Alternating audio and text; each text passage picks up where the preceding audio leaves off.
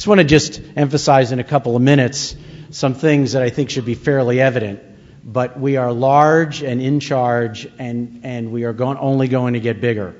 I don't care how you want to count hospital medicine, but you can see, whether it's Don Berwick or Ian Morrison, that they're absolutely amazed at the size and our reach. And this is a relentless, almost tsunami wave of care that's moving across. And clearly the demand for hospital medicine far outstrips the supply.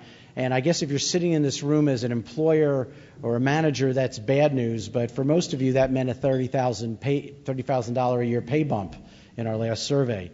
So there's something going on there, and this is being reflected in our membership growth. We're going to be an organization, I predict, that has 20,000 members and 100 staff and $25 million in revenue, and will be a player, a significant player in Washington and in the boardrooms of hospitals. And so with that kind of mantle of where we're going, we need to plan to be there. We don't want to get there and be surprised that all of a sudden people are looking for us for answers. And just in many of your short careers, you've seen at your own hospitals how other people have sort of fled the building. And all of a sudden you're chairing the P&T committee and the quality committee, and you're the go-to people at your hospitals. And this is just going to happen more and more.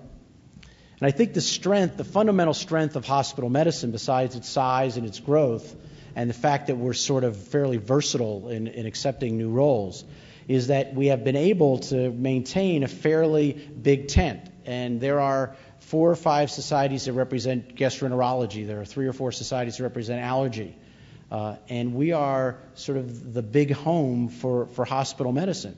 And just like those of you, I mean, if some of you are only children, will have no idea what the heck I'm talking about, because you've been the sun around which the world has evolved. But for those of you who come from large families, you know that sometimes you feel like your parents don't love you as much as your brother or your sister, or sometimes you wonder why they're paying so much attention. You're always the good one, and this is the complainer.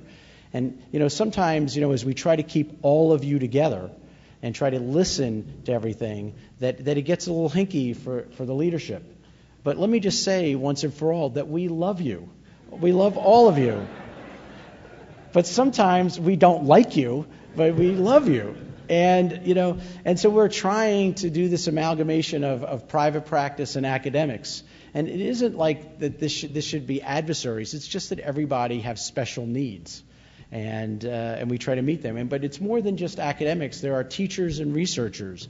And certainly, when we look at how we were trained, we're all heading to the same spot where we're in this box called a hospital trying to deliver the best care. But we may have gotten there as an internist or a family practitioner or med peds or peds, and we have different cultures that we're trying to blend. And we're more than that. We're physicians and non-physicians. We're clinicians and administrators. We are fundamentally, which is one of the hardest things, we are labor and management. And that causes some difficulties. But we will figure this out, and I think we are, even though it makes things a little more difficult.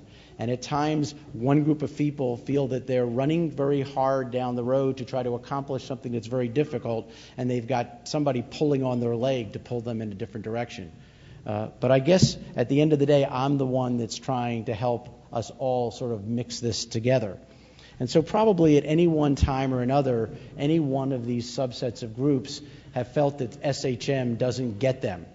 And that's very common in my email box. As most of you know, I get about 150 to 200 emails that I have to answer a day.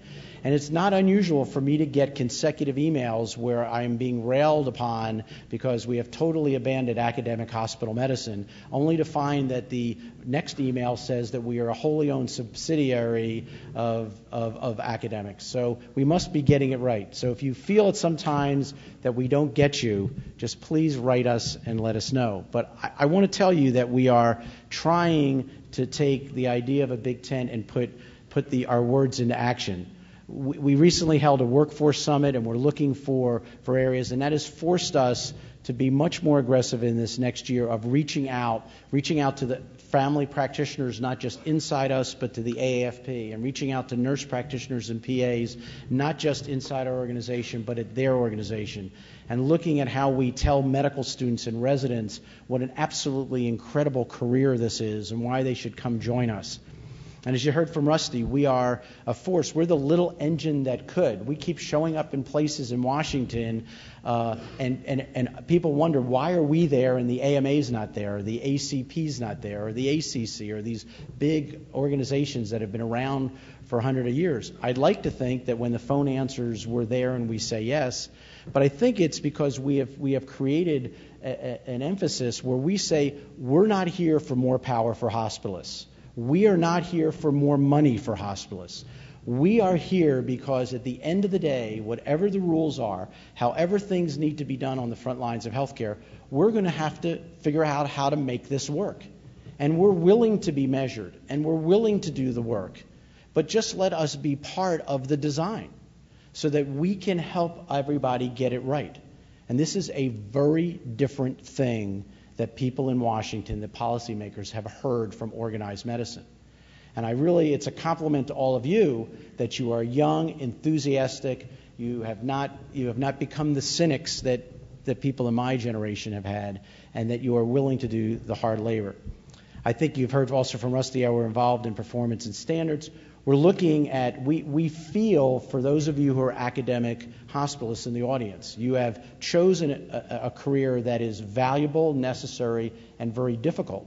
And in a world that does not truly really value the clinician educator in the way that they should.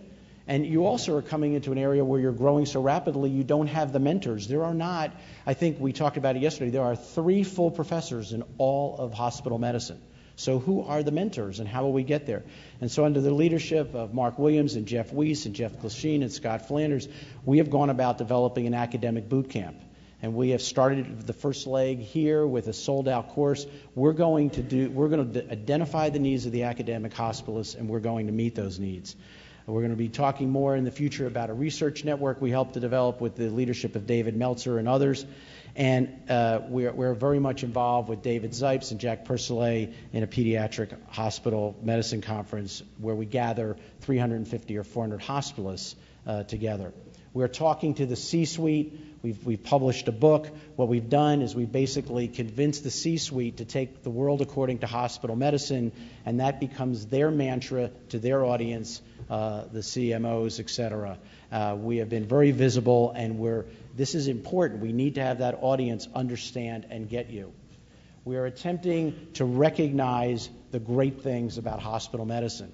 And as you've seen today with the awards, but we are announcing now that we are going to have an honor of the Fellowship in Hospital Medicine.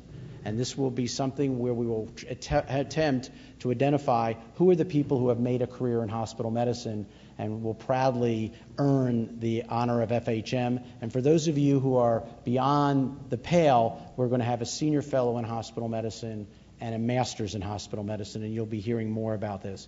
As you well know, we've been working on certification. We need to have something that identifies this, et cetera.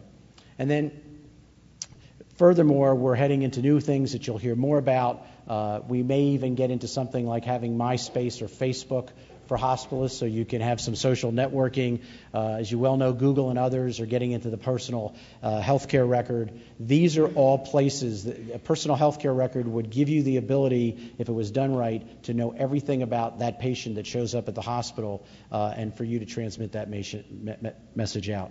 So in interest of time, let me just close by saying this is an incredible place to be. That there is no finer spot to land in all of medical care than to be a hospitalist in 2008. That we have already accomplished unbelievable things, but that, as you've heard from Don Berwick, as you've heard from Ian Morrison, I could have picked and chosen any one of 20 other national people in this country, and they would all come and tell you the same thing. That there is major work to be done, there is major change on the horizon, and then hospitalists are going to be right in the middle of making it happen. And so I couldn't be prouder for the opportunity that you've given me to be involved with these strong leaders and to help us all make healthcare better for our patients. So thank you very much, and I appreciate you being here.